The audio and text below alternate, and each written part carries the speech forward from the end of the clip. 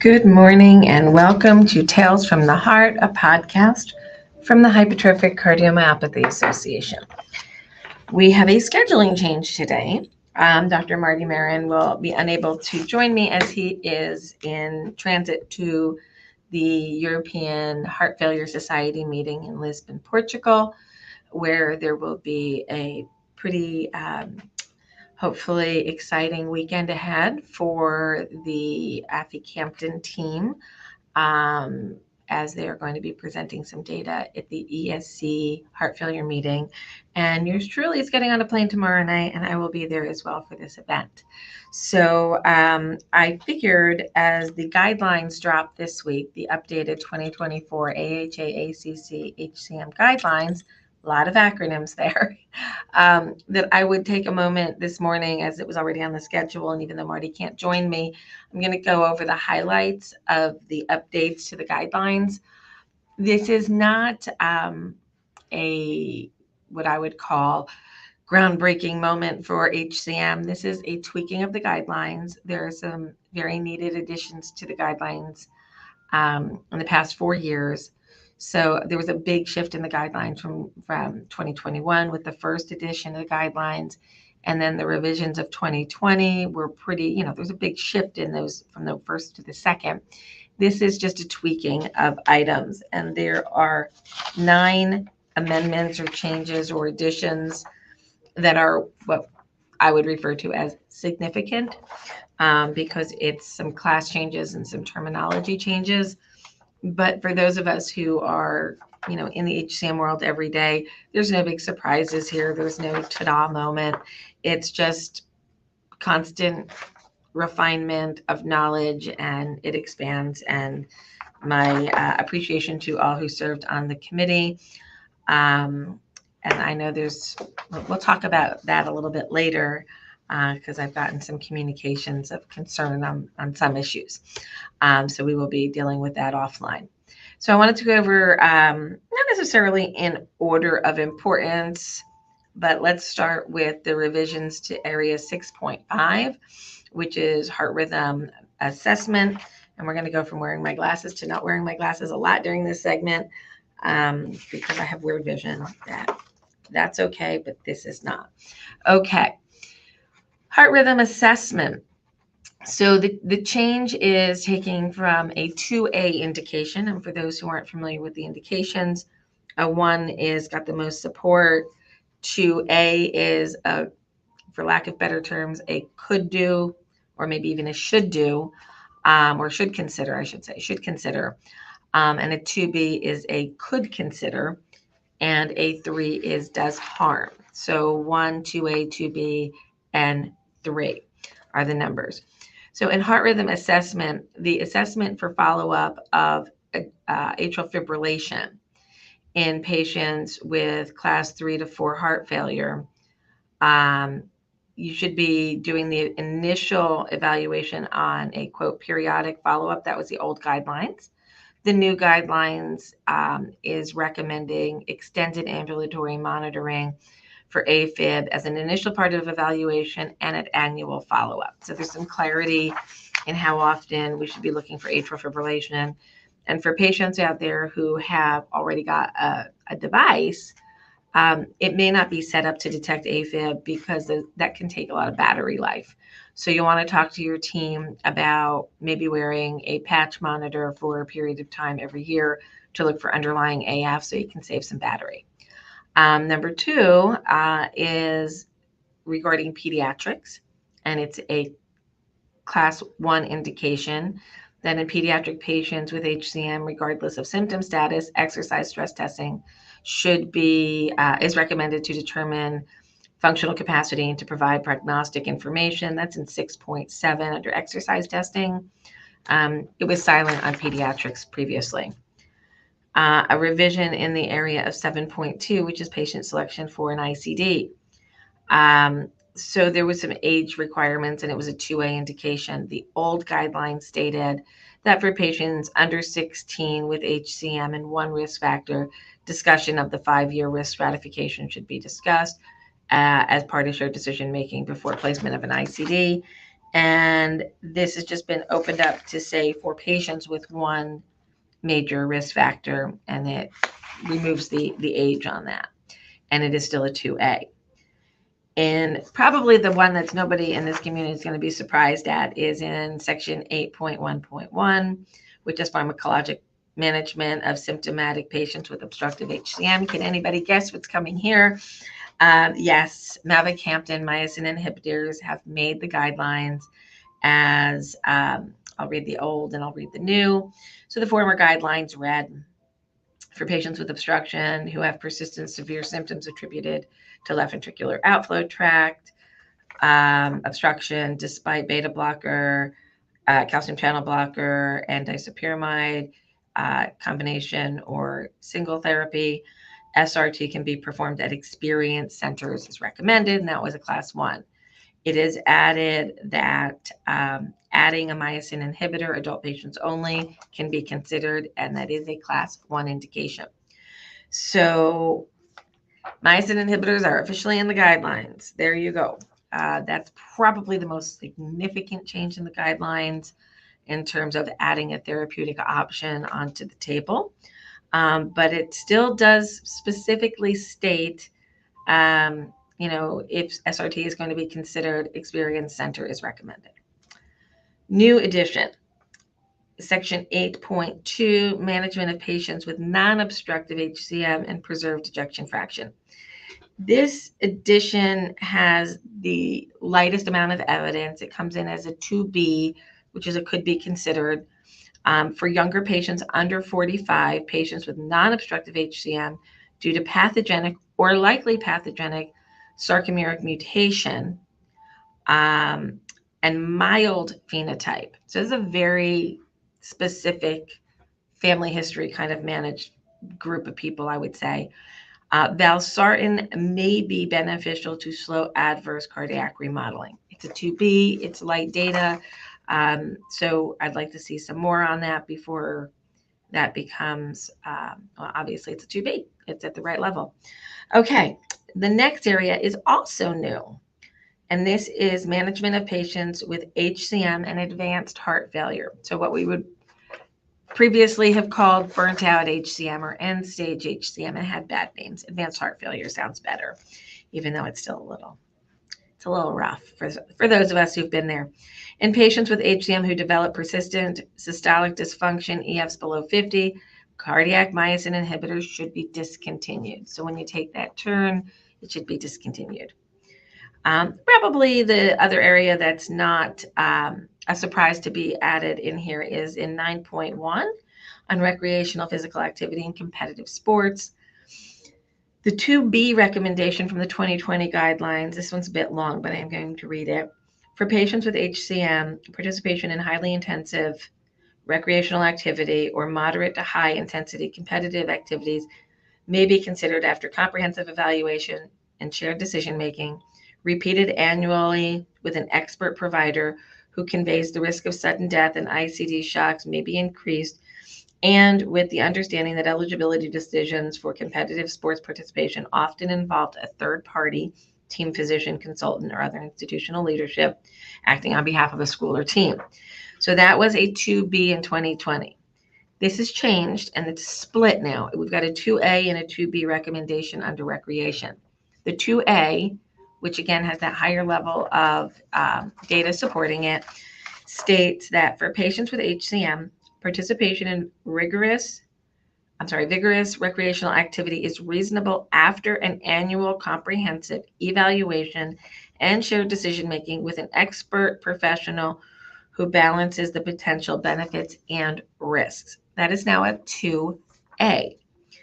The 2B, which is less data, for patients with HCM who are capable of high level of physical performance, participation in competitive sports may be considered after review with an expert provider with experience managing athletes with HCM who conducts an annual comprehensive evaluation and shared decision making that balances the potential harm and risks. There are only a handful of HCM sports cardiologists out there. I think they're going to get a little bit busier based on these guidelines, but we recommend you lean into their expertise as they could provide some guidance here. The other two are new areas, and that is recreational physical activity with competitive sports, again in 9.1. Again, not a big surprise, but I'm happy that it's in the guidelines written this way. For most, not all, for most patients with HCM, universal restriction from vigorous physical activity or competitive sport is not indicated. I just want to make sure that everybody hears that correctly, that on the opposite side of this, universal restriction is not indicated, but universal approval is not indicated either. So again, comprehensive consult with an expert to ensure that the anatomy, physiology, family history, individual history, all factors have been balanced with the sport or activity the individual wishes to participate in. There's a difference between sports and there's a difference between effort, and we want to make sure that everything is being clearly evaluated, but it's not a universal, no, you can't. But some of you still may be getting the, no, this isn't a safe answer for you. So I don't want people to hear universal restrictions not indicated to mean the converse, that universal approval is appropriate. So just remember, it still matters on your physiology, your anatomy, your treatment, etc. The next area is under an area that has developed quite a bit over the past 5-6 years. It got mentioned first in the last guidelines, and we're refining it here, and that is pregnancy in patients with HCM. And this is a cause of harm warning that there can be birth defects in women who are pregnant and on mavacamten. So you'll want to really think about your treatment options if you are a person considering pregnancy and also has obstruction.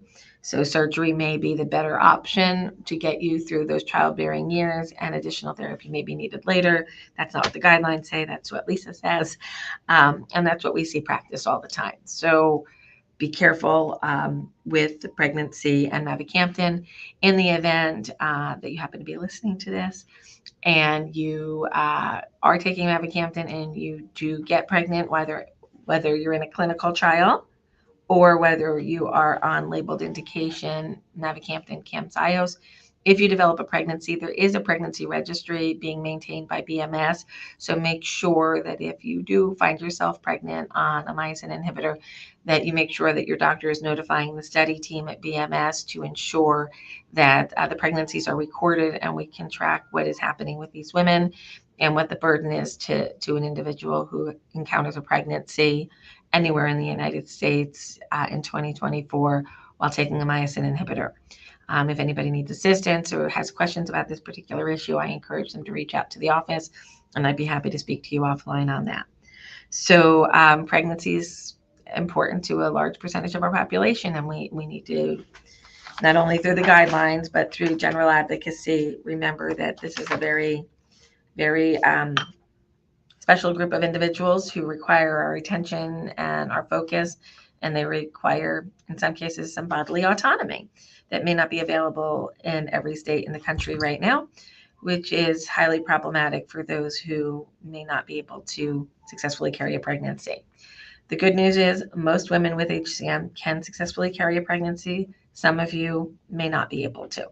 So I encourage you to have a really deep conversation with your healthcare providers about your family planning options and make sure that they are supportive of your wishes and the community in which you reside in 2024. So that's what I've got hot off the presses here. Guidelines came out earlier this week. So yeah. So I just got a note from Marty. So what we're going to try to do, he's already in Lisbon. I don't leave till tomorrow night. We're going to be getting together after the presentation. So I think I'm going to try to find a quiet little spot. I'm going to bring some equipment with me, and maybe Marty and I will do a podcast from Lisbon, Portugal, and we'll give you the late breaking data from the CITO trial as soon as we are out of embargo on that. So that'll be super cool, and we hope you join us for that. Unfortunately, we've run into some problems. Obviously, you can't hear me right now if you're in the private Facebook group, but there's been some changes at Meta, and we're not able to live stream in the private groups anymore, only on the pages. So hopefully they'll come up with some security connections so we can go back to doing the podcasts live from that space.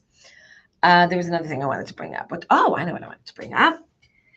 We're going to pivot into a very different direction, and you're going to see me actually wearing exactly what I'm wearing right now because I recorded it just a few minutes ago with a call to action for the community.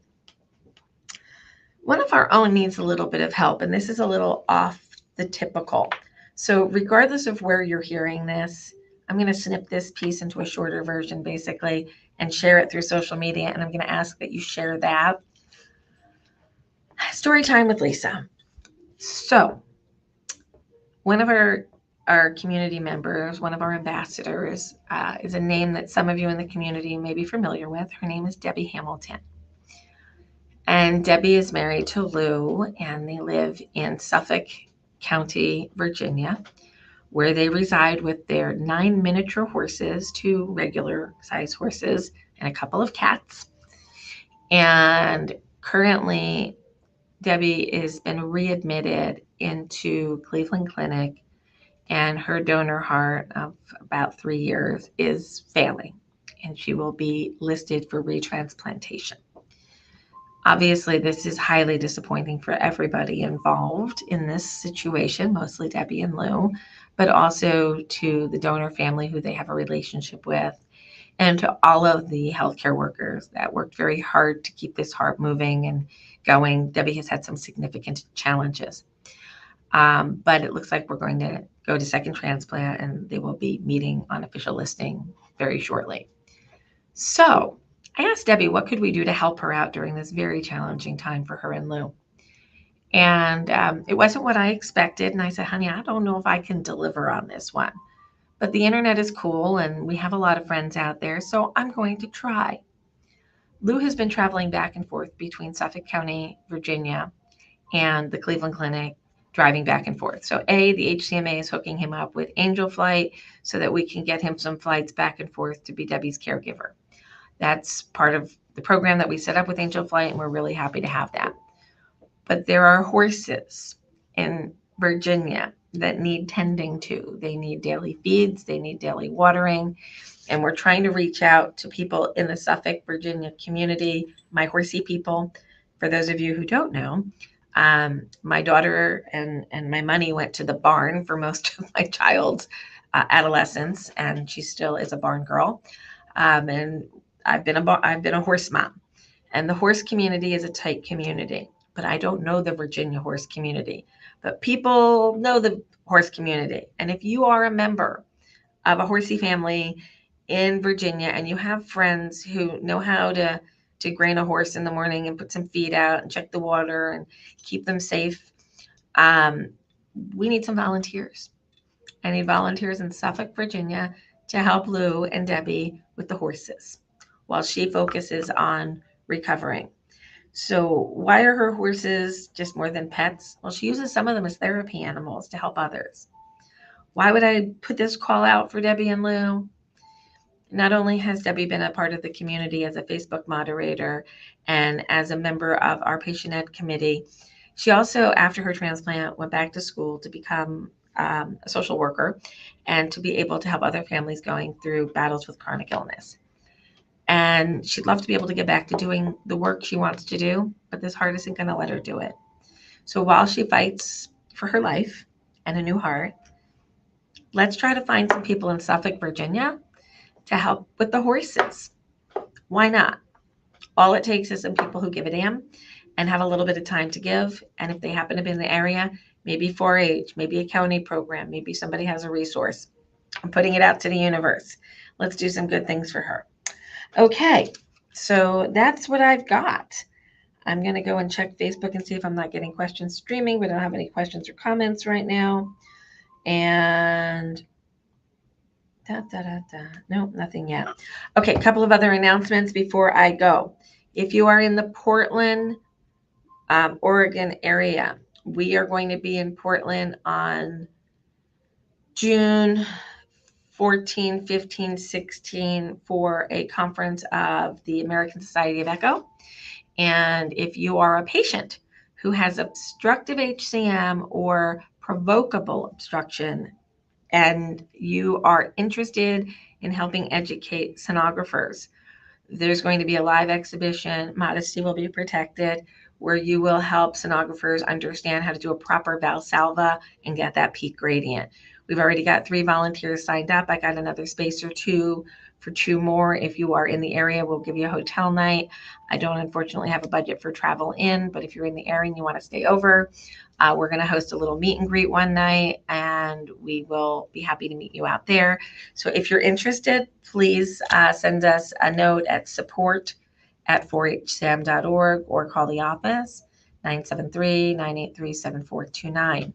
So that's another upcoming event. Again, I will be over in Portugal for a couple days at this conference, and then back to the office, and then back up to Boston, and then out to Portland, and then Seattle. We're coming to you in July as well. So hopefully we'll pull together a nice meet and greet for our folks in Seattle. And I will also be at the Heart Failure Conference in San Diego in July. And then back in London for ESC London, and that is at the end of August.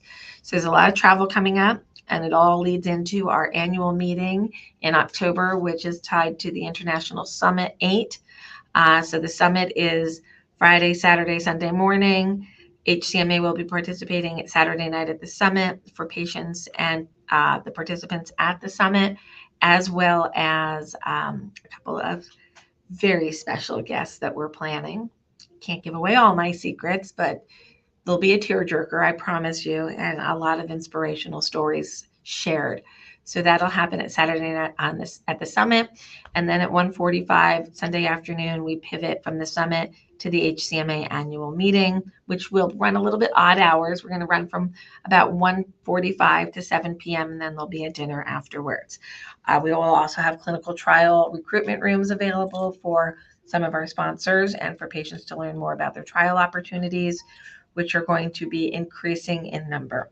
So to all of you who've come to the table with wonderful new concepts on how to manage HCM, we are here to help connect those patients with those trials and help deliver science as quickly and safely as possible. So we thank you for that. We've got a lot of other stuff coming up in the next couple of weeks. So stay tuned. Our report from our clinical trial endpoints meeting from October, it's a little delayed. Sorry about that. But that will be made public very soon. Life got in the way of that one. Every time I tried to have my meeting to go over the drafts, I ended up in the hospital. It was the food poisoning in December. It was the pacemaker in March. And every time we tried to get on the calendar, I ended up in a hospital. I'm happy to say that the report is at 99% completion and I'm not in a hospital, which is a good thing. All righty. So I thank you all for spending a few minutes with me today. I'm going to get off to some other things today. If there's any other questions anybody has, they know where to reach us. So thanks for joining us on this edition of Tales from the Heart, a podcast from the HCMA. Thanks to all of our sponsors. The ad will get dropped at the end. And we really appreciate you guys. So tune in next week at some point. As soon as I can figure out when I'm going to do the podcast with Marty, I'll let you know. And we'll hopefully be live from Lisbon, Portugal. Take care. Bye-bye.